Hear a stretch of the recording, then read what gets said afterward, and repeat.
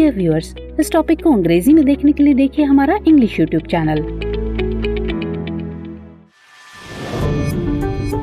दृष्टि IAS के to the point programme में आपका स्वागत है। आज के एपिसोड में हम बात करेंगे भारत की संचित निधि की, लेकिन सबसे पहले जान लेते हैं कि टॉपिक आखिर खबरों में क्यों है। हाल ही में केंद्रीय वित्त मंत्री ने राज्यसभा में विनियोग विधेयक 2022 पेश किया। यह विधेयक वित्तीय वर्ष 2022-23 की सेवाओं हेतु भारत की संचित निधि से भुगतान को अधिकृत करने से जुड़ा है। चलिए जानते हैं कि भारत की संचित निधि क्या है। भारतीय संविधान का अनुच्छेद 266(1) भारत के लिए और भारत के राज्यों के लिए संचित निधि की व्यवस्था करता है।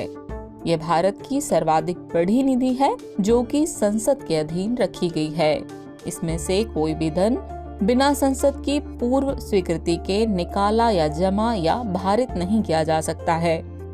इस कोष से असाधारण मदों को छोड़कर सभी सरकारी व्यय किए जाते हैं। आपको बता दें, असाधारण मदों को आकस्मिकता निधि या सार्वजनिक खाते से व्यय किया जाता है।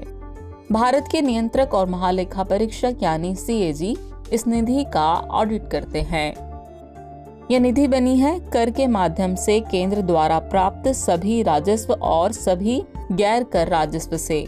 आपको बता दें कि कर में आयकर, केंद्रीय उत्पाद शुल्क, सीमा शुल्क और अन्य प्राप्तियां शामिल हैं। वहीं केंद्र द्वारा उठाए गए सभी ऋण, जिसमें ट्रेजरी बिल, आंतरिक ऋण और विदेशी सरकारों और अंतर्राष्ट्रीय संस्थानों के ऋण जो कि बाहरी ऋण कहलाते हैं, आदि भी शामिल होते हैं।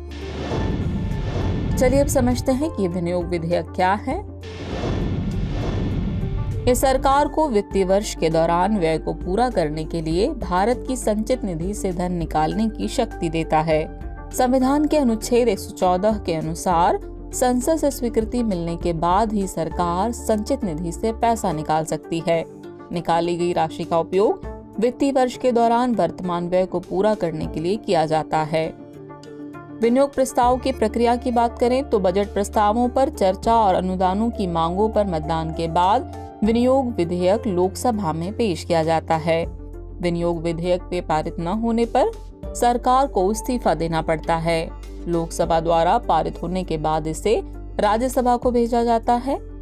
राज्यसभा के पास इस विधेयक में किसी भी संशोधन की सिफारिश करने की शक्ति है।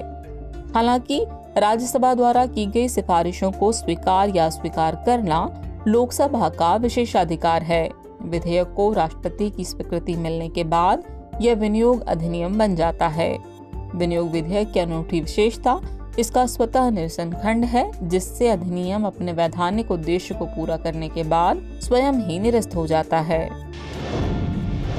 चलिए अब इस टॉपिक से रिलेटेड अभ्यास प्रश्न को देख लेते हैं। भारत की संचित निधि के संबंध में निम्नलिखित कथनों पर विचार कीजिए। कथन 1 है, यह कर और सभी गैर कर राजस्व के माध्यम से केंद्र द्वारा प्राप्त सभी राजस्व से बना है। दूसरा, भारत के नियंत्रक और महालेखा परीक्षक यानी CAG इस निधि का ऑडिट करते हैं। उपर्युक्त में से कौन सा या से कथन सही है या फिर हैं आपके ऑप्शन है। ऑप्शन A केवल 1, ऑप्शन B केवल 2, ऑप्शन C 1 और 2 दोनों, या फिर ऑप्शन D न तो 1 न ही 2। तो व्यूअर्स, इस प्रश्न का जवाब कमेंट बॉक्स में देना न भूलें। जल्द ही मिलते हैं नए एपिसोड में नए टॉपिक के साथ। तब तक के लिए शुक्रिया।